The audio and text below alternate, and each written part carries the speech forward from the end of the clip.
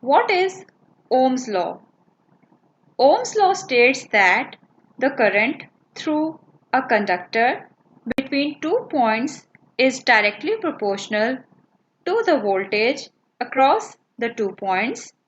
It is given by the equation V is equals to IR, where V is the voltage, I is the current, and R is the resistance. This equation determines voltage drop across a resistor. Now, look at this equation. This equation determines the current through a resistor.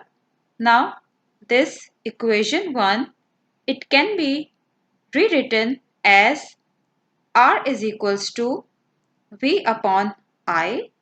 This equation determines the resistance of an unknown resistor.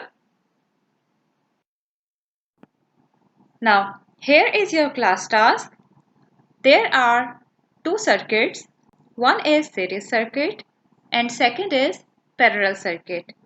If R1 is 2 ohms, R2 is 1 ohm and R3 is 5 ohms and V is 20 volts, then find current and voltage across each resistor in series circuit and find current across each resistor in parallel circuit.